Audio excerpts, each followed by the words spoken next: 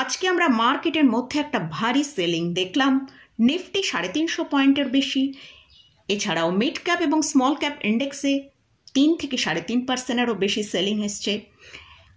আর যদি আমরা বিভিন্ন সেক্টরের যেসব ইন্ডেক্স আছে সেখানে দেখি, সেখানেও কিন্তু প্রায় 3 থেকে 4%-এরও বেশি সেলিং আমরা দেখতে পেয়েছি। তো মার্কেটের মধ্যে এতটা সেলিং কেন হচ্ছে সেটা নিয়ে ডিসকাস করব। এছাড়াও আপনারা দুটো স্টক সম্পর্কে আমার ভিউ জানতে চেয়েছেন, সে দুটো স্টক নিয়েও আলোচনা করব। চলুন তাহলে ভিডিওটা শুরু করা যাক। ভিডিও শুরু করার আগে বলি, চ্যানেলে যদি ফার্স্ট টাইম ভিজিট করে থাকেন তাহলে অবশ্যই চ্যানেলটা সাবস্ক্রাইব করে নেবেন আর পাশে থাকা বেল আইকনটা প্রেস করে রাখবেন। আমি ভিডিও আপলোড করার সাথে সাথে আপনাদের কাছে ভিডিওটা পৌঁছে যাবে। তো আমরা আজকে মার্কেটের মধ্যে যেটা দেখতে পেলাম, নিফটি প্রায় 350 পয়েন্টের মতন একটা হিউজ সেলিং নিয়ে ক্লোজ দিয়েছে। তো গতকাল আমরা দেখেছি মার্কেটের মধ্যে ভালো একটা রিকভার করেছিল, কিন্তু তার সত্ত্বেও আজকে কেন এতটা সেলিং আমরা মার্কেটের মধ্যে দেখতে পাচ্ছি আমাদের ইন্ডিয়ান মার্কেটে।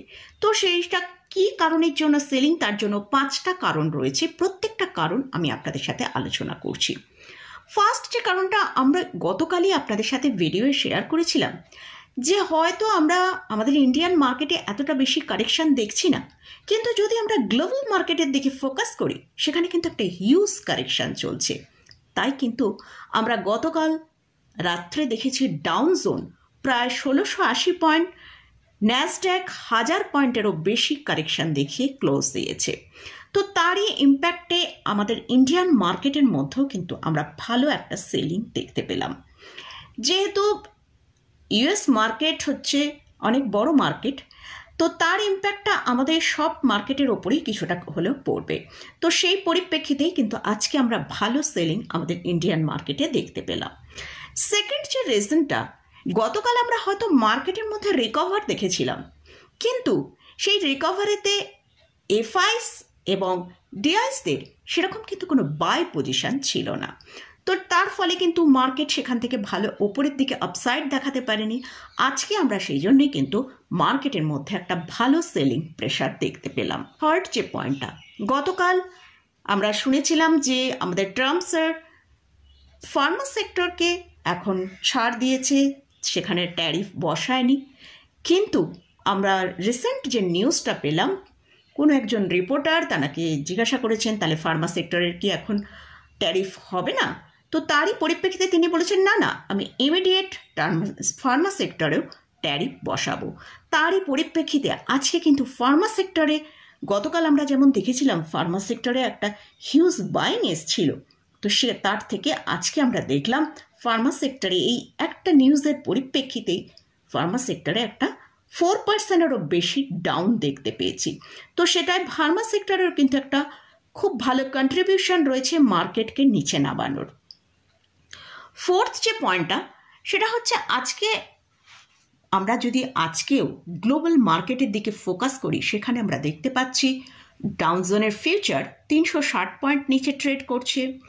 ইউরোপ মার্কেটের দিকে যদি ফোকাস করি, সেখানে ড্যাক্স 450 পয়েন্ট নিচে, ক্যাপ 123 পয়েন্ট এবং ফিডস 137 পয়েন্ট নিচে ট্রেড করছে।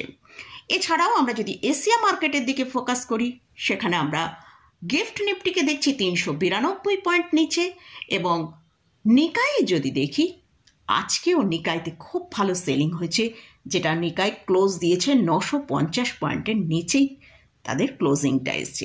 তো আমরা অল ওভার আজকেও কিন্তু দেখছি পুরো গ্লোবাল মার্কেটের মধ্যে একটা হিউজ সেলিং চলছে।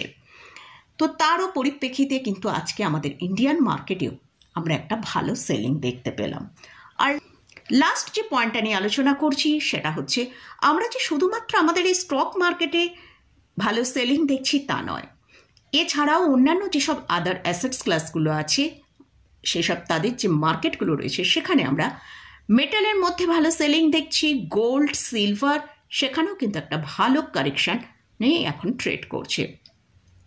এছাড়াও বন্ড ইল্ড, ডলার ইন্ডেক্স এবং অয়েলের প্রাইসও কিন্তু বেশ নিচের দিকেই ট্রেড করছে।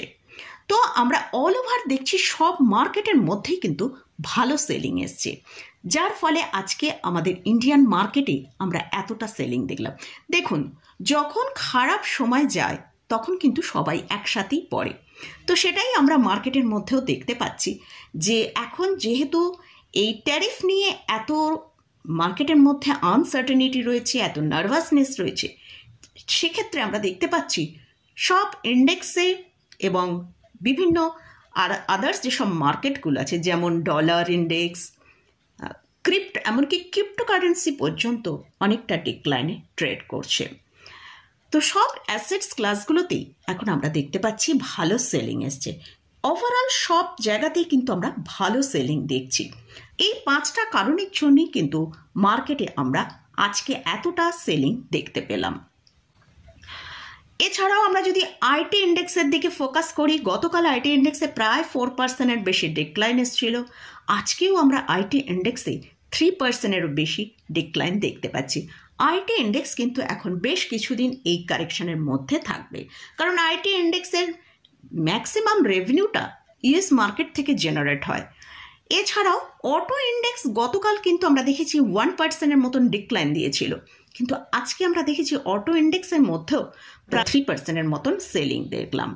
এছাড়াও আপনাদের সাথে আগেই আলোচনা করলাম ফার্মা ইন্ডেক্সে আজকে 4%-এর মতন সেলিং হয়েছে। তো এটাও কিন্তু একটা মার্কেটের জন্য খুব বড় নেগেটিভ নিউজ যে ফার্মা সেক্টরে অনেকেই ফার্মা সেক্টরে গতকাল স্টক বাই করেছিল, কিন্তু আজকে যেহেতু ফার্মা সেক্টরের মধ্যে বেশ ভালো ডিক্লাইন এসছে, সেই জন্য কিন্তু বিভিন্ন স্টকের উপরেও আমরা দেখছি খুব ভালো ডিক্লাইন এসছে।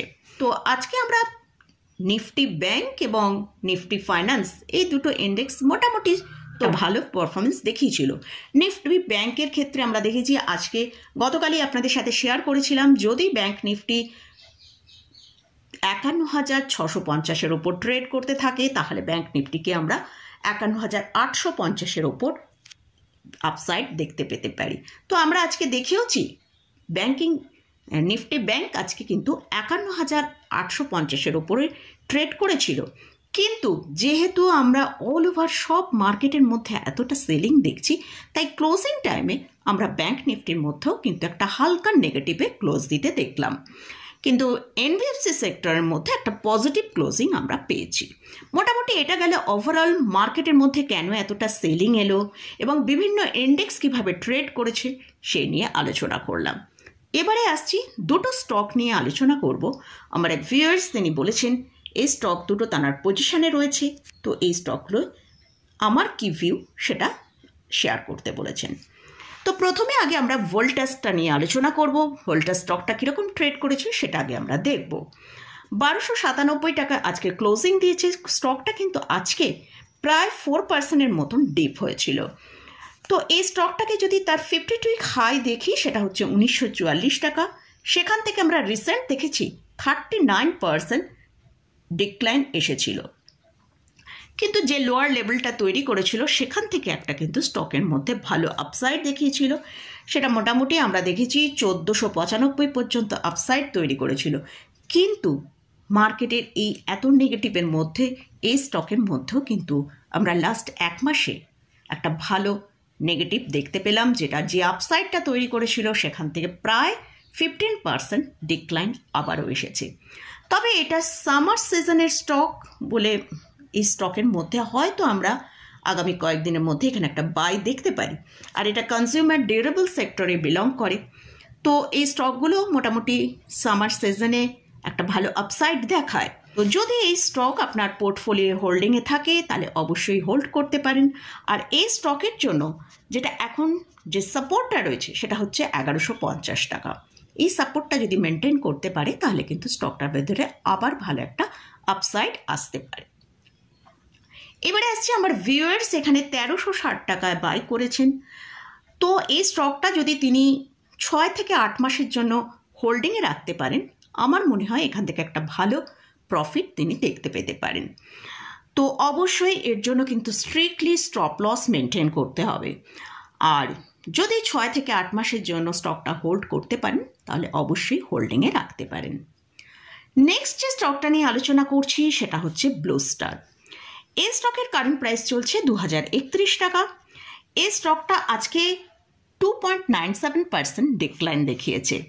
এই স্টকটাও রিসেন্ট যে লোটা করেছে তার হায়ার লেভেল 2400 থেকে রিসেন্ট যে লোটা করেছে সেটা প্রায় 25% মতন এই স্টকেও ডিক্লাইন আমরা দেখেছি। তো সেখান থেকেও এই স্টকে একটা ভালো আপসাইড দেখিয়েছিল। তো স্টকটা কিন্তু যদি আমরা চার্টটা দেখি সেখানে আমরা দেখতে পাচ্ছি স্টকটা কিন্তু একটা আপ ট্রেন্ডের মধ্যে চলছে। তো যদি স্টকটা তার 2000 লেভেলটা মেনটেন করতে পারে তাহলে স্টকটা কিন্তু আবারও একটা ভালো বাউন্স ওপরের দিকে দেখাতে পারে।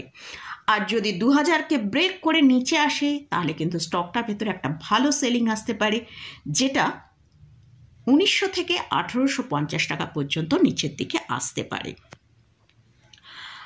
আর এই স্টকে আমার ভিউয়ার্স বলেছেন এই স্টকে তার পজিশন রয়েছে 568তে।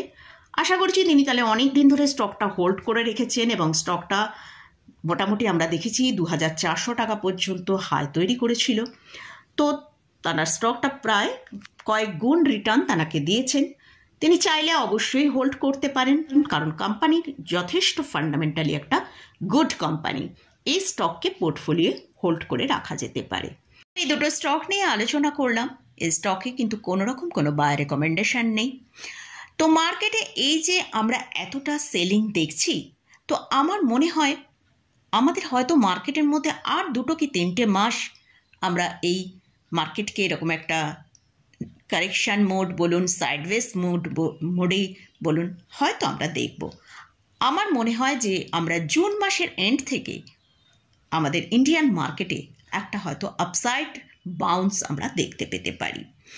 নিফটি এখান থেকে হয়তো আরও 1% কি 2% নিচে আসতে পারে। আমরা অলরেডি কিন্তু নিফটিকে তার হায়ার লেভেল থেকে প্রায় 16%-এরও বেশি সেলিং দেখে নিয়েছি। তো আমরা যদি 100 ভাগের মধ্যে বলতে চাই তাহলে 80% কিন্তু নিফটি আমাদের দেখিয়ে দিয়েছে সেলিং মোডটা, আর হয়তো 20% বাকি আছে। তাই বটম কোথায় করবে সেটা আমরা কেউ বলতে পারবো না। হয়তো এই পেনটা আমাদের হয়তো আরও 2 মাস কি 3 মাস হয়তো দেখতে হতে পারে। সেটার জন্য আমাদের কিন্তু প্রস্তুত থাকতে হবে। হয়তো মার্কেট এখান থেকে একটা সাইডওয়েজের মধ্যে 1-2 মাস ট্রেড করতে পারে। তো এই পেনটা কিন্তু আমাদের সবাইকেই অ্যাবসর্ব করতে হবে। তো যাই হোক, মার্কেটে কেন এতটা সেলিং এসছে সেটা নিয়ে আলোচনা করলাম। আর দুটো স্টক সম্পর্কে আমার এক ভিউয়ার্স আমার ভিউ জানতে চেয়েছেন, সেটাও আলোচনা করলাম। আবার বলছি, যদি স্টকে কোথাও কোনো পজিশন নিতে চান, সে লং টার্মের জন্যই হোক বা ট্রেডিংয়ের জন্যই হোক, যদি পজিশন নিতে চান তার আগে ভালো করে চার্ট অ্যানালিসিস করে নেবেন। আর লং টার্মের জন্য হলে অবশ্যই ভালো করে ফান্ডামেন্টাল অ্যানালিসিস করে নিয়ে তারপরে পজিশন নেবেন। তো মোটামুটি আজকের মতন ভিডিওটা এখানেই শেষ করছি। ভিডিওটা যদি ভালো লাগে অবশ্যই লাইক করবেন, শেয়ার করবেন, সাবস্ক্রাইব করবেন। ধন্যবাদ।